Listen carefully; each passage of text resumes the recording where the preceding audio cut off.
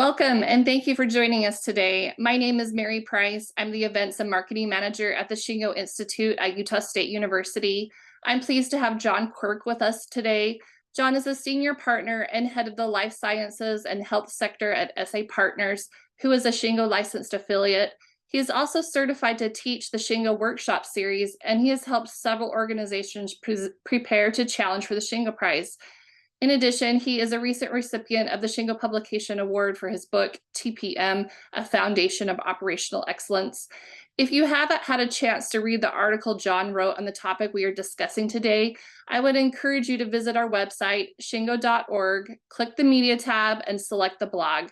You'll find the article there. It's titled, Engaging Employees to a True Purpose. John, thank you so much for joining us today. I'll turn the time over to you. Okay, great, Mary. Thank you very much for the opportunity, and welcome everybody. I'm calling you here from Quirke in Ireland. It's a beautiful sunny day, which is great to see the spring on its way. So yeah, I'll tell you about the dolphin in a moment. So this is me, as Mary said. I'm partner and global life science sector with an affiliate SA Partners, so we're a global consultancy, and we've been knocking around for about 35 years now. This is one of my favorite topics to talk to people about, the dolphin friend here is because one occasion talking to a large organization who still never let me live this down. My word correction spelled purpose as porpoise, so I was there searching for my porpoise all through the thing. So it became a great joke, and I've owned it now. So this is my friend, and anyone who's a marine biologist will know that this is not a porpoise, it's a dolphin. There you go. That's me, and this is SA Partners. As I said, we're a global lean consultancy. We're out there to make an impact, a positive impact with our clients we work with. We have a consulting arm. We have an academy where we help people learn and develop their own teams internally. And we do a lot of thought leadership, which hopefully we get a chance to talk about a little bit at the end. So we work all over the world, international consultancy, and we work very closely with the teams who we engage with. So that's a little bit about us. So we're here talking about this idea of purpose. And again, I'm always reluctant just to show these principles because this is not the Shingo model. And these principles inform us of how we might think of and apply the Shingo model. But here, we're focusing on this idea of constancy of purpose. So what is that? And again, unfortunately, so many organizations miss a trick with this. They don't get this right. They talk about these vacuous statements about what they're about and why they do, which are very acidic, and they begin to actually undermine the intent of what they're trying to do within the organization. And then they wonder, so why aren't we getting people engaged? So as usual, the wonderful Shingo Institute has done a lot of the heavy lifting for you on research around these principles, but also defining them. So the Shingo Institute defines this idea of constancy of purpose, and some people talk to that much maligned phrase, the true north of our organization, which doesn't really sit too well with me, but there you go, that's just me. So they define it as an unwavering understanding of why the organization exists, where it's going, and how it will get there enables people to align their actions as well as to innovate, adapt, take risks with greater confidence. So this idea of constancy of purpose is this way we unite as a team to achieve something fantastic. And so it's important that when we spend time thinking about this idea of our organizational purpose, that it really means something to us, and it means something to the whole organization. And I use the word tribe a lot because there's a lot of ancient psychological stuff going on in the way our brains work, and actually we function a lot as tribes within organization. Sometimes those tribes are splintered across the organization, but we want to bring them together to one purpose of what we're about. So again, this all connects. So this is another problem I come across when organizations try to talk about this idea of mission and purpose, and where does it go in relation to vision? What does that mean, and where does strategy come into this? So this is how I speak to it. So again, for me, the mission is what we do, and it includes our purpose within the organization. And the vision should be us looking into the future and creating this very, very clear picture of what that would look like. So what in 3 years, 3 to 5 years time, what will it look like here? Play me the video, walk me through the building, walk me through the processes, and what meetings will I hear? Who will we be talking to? So make it very, very clear what that future would look like for us in doing what we do.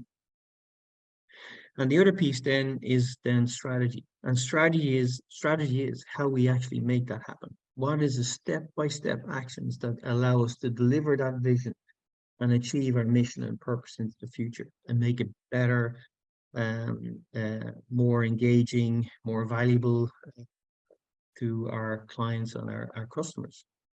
And strategy involves things like new stuff, new skills, new systems, new acquisitions, new tech, whatever. But they're step-by-step things that allow us to achieve this vision that we've spoken about, which we want. And it just, I don't understand how organizations can sit back and say, okay, so what's our strategy for this year? How can they talk about it like that without having this idea of vision and being clear about what they're actually about and why they do what they do? So the other side of the strategy may be as well, let's get clear about the type of culture and behaviors we need, because what we have now might not be working. So part of our strategy might actually be, look, if we want to get this vision and we want to create this future picture of where we want to work, well, we have to change. And part of changing culture is really getting absolutely laser focused on this first bit. What is it we do and what's our purpose? And there's another interesting twist on this, which again may relate to some of you, may not. But often what we do might be somewhat disconnected from our purpose. And that might seem strange, but doing what we do may allow us to achieve our purpose. That might be how we develop and engage people in our who work with us, how we give them good jobs, how we develop them, allow them to be better than their best possible self. It could be that doing what we do allows us to do this fantastic work in the community, allows us to give healthcare out to people who might not normally have healthcare before, and that becomes our purpose. It becomes this deep meaning for us as an organization, but is not necessarily tied to making widgets. Making widgets profitably allows us to achieve our purpose. And that's an important connection. Doing what we do well allows us to achieve this deep part of what we are as a tribe, what defines us and defines our organization. So I look to purpose for meaning. And this is much more than making money. If we start rattling off the fact that we're profitable this or we're doing that for our stakeholders and yada, yada, yada, that is not going to work. Because that only speaks to a very small minority of our organization. And it doesn't speak to the important people that we'll talk about in a moment. So within SA Partners, we have these big learnings that we talk about. And I'm going to share 3 of them here with you. First one is around our, what's our story? What is that vision? What's it look like? The second piece is around this becoming very clear that, we need commitment, not compliance. And that undermines a lot of this. And if I'm a leader, my job is to constantly check for this commitment and make sure that we're not just ticking boxes here. This really means something and it relates to people. So we need to check for that. And the third element, which here I won't be able to spend too much on time on, unfortunately, is this idea of how systems support all this, how it helps us deploy our purpose within the organization, and also how we design our systems to make sure we support what we want, the behaviors and culture, and also the people feel the purpose alive in our organization through our systems and how well they're designed. So the first piece then is just this idea of the story. A few years ago, there was all this noise about, every organization needs a story. And it kind of just faded away. But it is so important because we are storytellers. We sit around and we tell each other stories. You know, our ancient ancestors spoke in stories. So we understand and accept stories and we test them, and they need to be real and they need to be felt.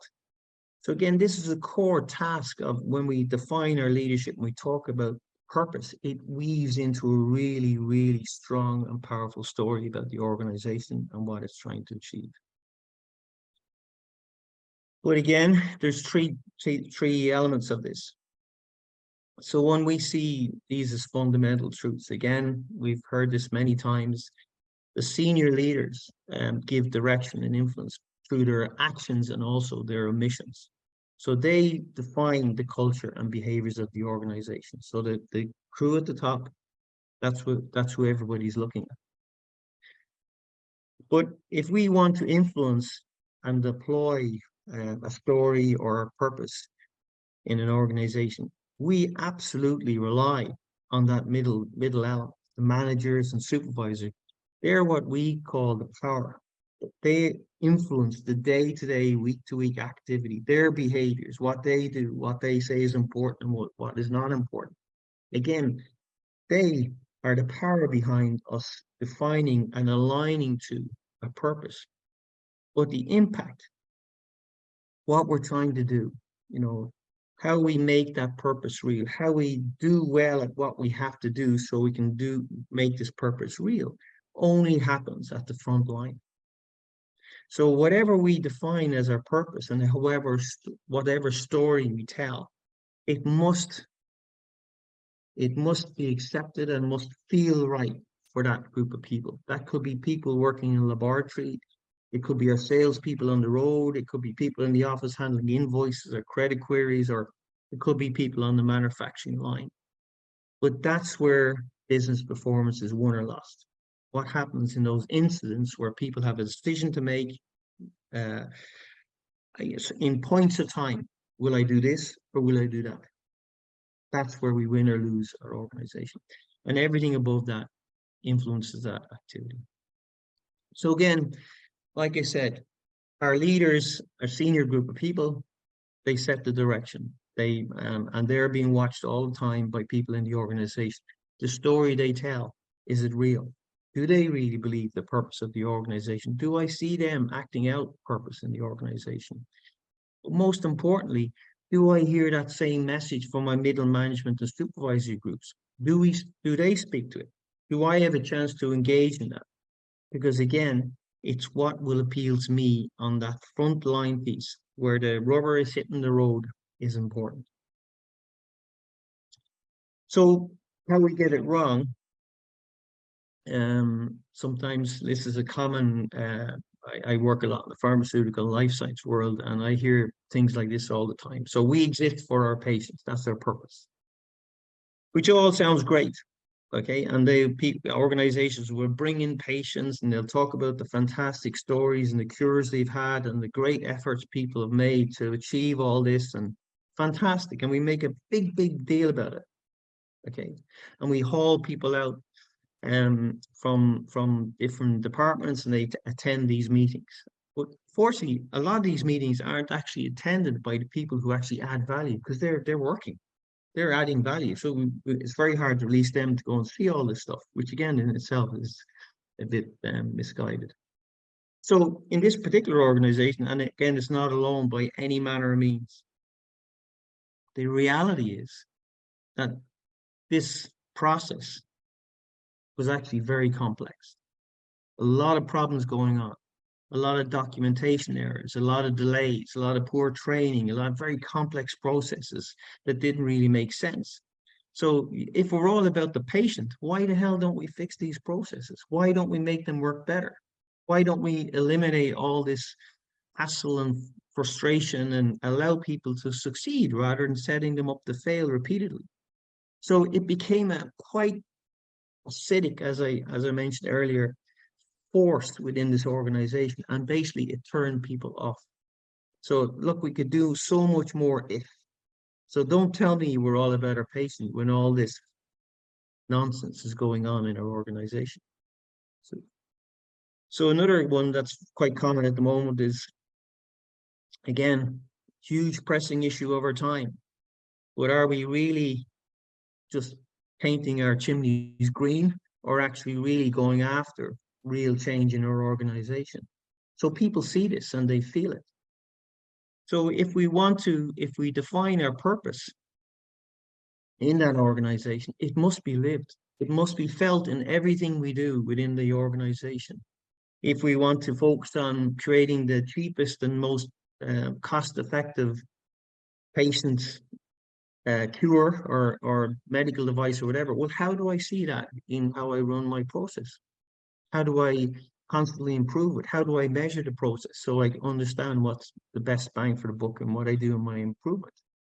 So again, if we're talking about genuine engagement of people in purpose, it must be real. I must feel it in the organization. So the second piece then is this idea of commitment versus compliance. And again, the difference is night and day. Okay, compliance causes problems, create risks, because people are not really understanding, or they're just ticking their boxes or whatever. So that's just risk all over it. It's risk, and it takes the heart out of an organization. So when we talk about compliance, and when we talk about commitments, we're talking about allowing people to really engage with that story and co-create it in some cases. So what does that mean? So here's an example from a healthcare environment, and I'm sure it's self-explanatory, okay? But I'll give you a hint, okay? So here's a hospital up here, okay? And this looks like a river, okay? And then there's these people in it, and there's these ladders and these ears and these signposts, and there's some technology thing out here, and there's a home. So there's this picture of this future vision and what they're about. So this picture and multiple pictures like it began to draw out for this group of people what their vision is and what their purpose is. So it started to go like this. So we understand the care path of people on their life journey. So this is the river of life. We are listening. So they're constantly listening for signals that tell them, oh, you might need help, or this is an issue for you. And that allows them to intervene early, so they can bring care early where it's needed. And they're also really actively promoting health in the community. So this person here is running around with a mobile phone in their hand because they're actively there in the community to help well-being and health. And they're also focused on learning themselves. So this hospital realized they had quite a unique thing going on in their healthcare provision, and that created opportunity for learning and research, and for people to study more and become acclaimed and write papers and yada yada yada. So Center for Learning that was winning lots of awards, and that in itself was creating a great place to work. So the purpose began to define a story like this. So the realization that 80% of our demand is from this late to middle age to geriatric clients or patients.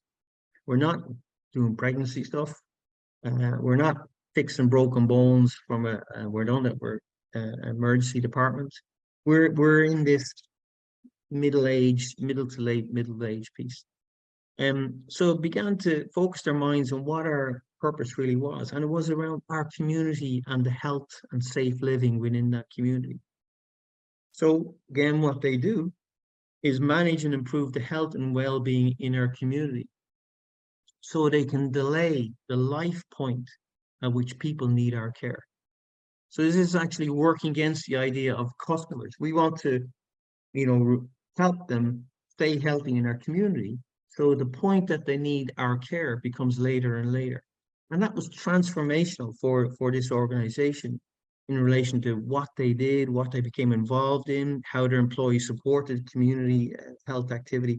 It's a wonderful, wonderful thing. And it also helped them prepare for the storm that came at them with COVID. They were one of the better health institutions to deal with this maelstrom that was COVID at the time. So drawing pictures helps. The last piece, again, I'm pity we have so little time to talk about this, is this idea of creating the systems architecture purposefully designed to allow us to achieve what we want to achieve and allow people to feel our purpose lived within the organization. So, you know, we can talk about strategy, and again, we can have our strategy on in our document or our X matrix or Y matrix or whatever the hell we want to use, but it means nothing unless people feel it, unless people can feel what part they're playing in that and how that aligns to this purpose thing that the organization keeps talking about. So we design our systems so that we can deploy, measure, engage, fix problems that are stopping us, innovate to help us do more, so we can do more of what we want to allow us to achieve a greater purpose. And so we design these systems to enable and bring our purpose to life. And again, the Shingo Institute has been tremendous, and again, consolidating our thinking around what these systems are, these general buckets that they fit into. So management systems, how do we develop leaders within our organization? How do we teach leaders to check for this thing about commitment versus compliance? What's it look like? And this idea of behaviors, what are the behaviors we want and what are the behaviors we don't want? And also to have the, what do we say, the guts, or there's other words we could use, but the strength and confidence to say no, to deal with those behaviors that are not ideal, where so often we can just let them go by. So if we do that, game is nearly over, because that begins to, as we know, eat away at what we're trying to do. So then our improvement system, how do we constantly improve what we do? And how does that enable us to be better, our purpose, but also to enable us to do more, be more successful, so we can do more of what we're about, more of our purpose. And again, both of these are focused on the work system, because our work system must speak to our purpose. That example that I gave you earlier on about we live for our patients, yada, yada, yada, but yet the work systems are chaos. How does that equate? How can we, you know, match up that thinking about being all about our patients, where there's so much waste, there's so much we could do if we just sorted out this complexity, made our processes simpler, eliminated all this waste and loss in our organization. Oh, sun's got very bright there all of a sudden. So our work systems and our systems are designed to enable the purpose we are looking for. So again, so what do we look for in a real purpose? So again, what we are engaging mainly are the bulk of our people in our organization who are that added value element. They're the people on the front line. So how well do they feel respected? And am I getting a chance to learn and develop myself? You know, and if that's not there, well, then how does that engage me in our organization? And the purpose statement, again, must relate to me and what we're about, my team, my site.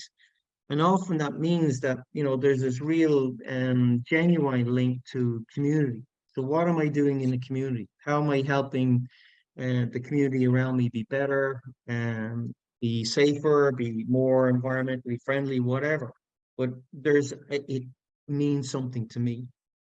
And that it's clear that the organization is truly living that purpose. There's stuff happening all the time that reinforces the fact that this is our purpose, and I can see it. I may be measuring it in the organization. I'm solving problems to help me do more, but it's alive. It's alive, and that I can contribute to that. So I know that I contribute in some small part of the vision that we're trying to achieve, and my activity, my improvement, my ideas, my innovation is thinking into that element. And again, all the behaviors I see and hear around me linked to this, you know, let's use the word noble purpose of my organization and my tribe. So again, sometimes you can't capture that in just a few words, but you make it real in how the organization works and how the work works every day, and how I'm exposed to culture and behaviors that are telling me, do you know what, this is real, this is really happening. So with that, again, time is against me. I could talk for this for a month. um, but again, I'm very happy to follow up with any questions. Again, we have lots of stuff that you can find out more on our website. And we do a lot of forums, and we do a lot of sharing, networking, Lean forums, Shingo forums. And again, these are some of the books that we published that Mary mentioned, and I have another one on the way, which should be coming out in late February. So with that, Mary, I better hand over to you and take any questions. And again, my porpoise is here waiting to take any questions. Great. Thank you so much, John. Before we go to Q&A, I just want to simply quickly mention that SA Partners will be exhibiting at the 35th Annual Shingo Conference in Provo, Utah this May. And John won't be there, unfortunately, but we'll have a lot of John's colleagues, so please come and meet them, and they can help you with your training and consulting questions. You can learn more about the event at shingo.org. We do have a few questions. So Marco, hopefully I understand this, and John, maybe you can pull it up and see, but he asks, how should we create constancy of purpose with ESG? I think that's environmental, social, and governance move that we have on organizations nowadays. Yeah, so like, people are not silly in organizations, and they hear the challenges around environmental and social and issues. And yet, you know, we can talk about how fantastic we are in the organization, and we can put solar panels on our roof and yada, yada, yada. But people see the waste going in the bin every day. They see the lots being failed. They see our equipment running at, you know, less than 15% OEE. How does that add up? So there's a real, I talk about now, a moral obligation on organizations to really get serious about how they're effectively using the resources they're given to achieve what they need to achieve. So I feel there's a real opportunity for companies to really grab that space and say, no, it's not acceptable for us to run our equipment at 10% OEE or 15% OEE. Let's get together and make this better.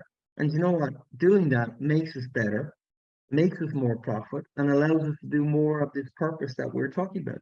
So again, it can be a real turnoff if organizations are talking this green agenda, but in reality, it's not there. We stick a few solar panels on the roof, we throw a few seeds out the front to make a wild garden, but our processes are less than ideal. So I think there's a huge opportunity there, Marco. Sophie, I'm a frontline worker and my managers and express behaviors that support organized emissions. What do I do? Okay, so in that situation, I would just ask, you know, again, there's always plenty of organizations that will take you on, Sophie, if this doesn't work. But again, the idea is, look, so what are we about? So we say these behaviors are really important to us, but I don't feel them where I work now today. So are they important or are they not? So again, the thing is that organizations have often spent a lot of time and money to define these behaviors and culture that we have within the organization. And so what do we do with them? So they're there supposedly to give us all power to say what we accept and what's not acceptable. So, you know, somebody might be talking to me in a aggressive, angry voice, and we say, look, that really doesn't sound like respect. So you keep a cool head on you and you just put the behaviors on the table. They're very, very powerful, and they're supposed to be very powerful, but unfortunately they're not used as effective as they can in some organizations. Some organizations use them very, very well. We have our last question. Should we keep the same purpose between company and department, or can we have a specific purpose for the departments? Yeah, so again, it depends. So in your purpose, if it's in the same company, purpose goes beyond departments. It should define, you know, what the organization stands for. So it could be how we develop people. So we want everybody in the organization to be the best they can be. Or we want to help our community in what we do. So as long as we're being genuine about it and we give people time to actually do that effectively, well, then it doesn't really matter. But the purpose, if we're talking down at an individual department level, well, then something that we do in our department allows us to contribute to that purpose, overall purpose. And we should think about that. And we should be able to, right, look, okay, this is what we're doing as an organization, and this is the part we play on it. Don't create new, because that can often confuse people and also create silos. Think about what is the purpose of the organization and have the discussion think about it yourself if you're a leader. Think about how our department contributes to that. But don't create new, because that can be confusing. Perfect. Thank you so much, John. That's all the questions that we Okay. have today. Thanks to all Nice of our talking to you attendees all. for joining us, and we hope to see you next time. You know where to find me if you have any questions, and it'd be a pleasure. And again, thank you, Mary, for the opportunity to speak to everybody today. Absolutely. Thank you so much, John. Goodbye, Take care, everyone. everybody. Bye-bye. Bye-bye.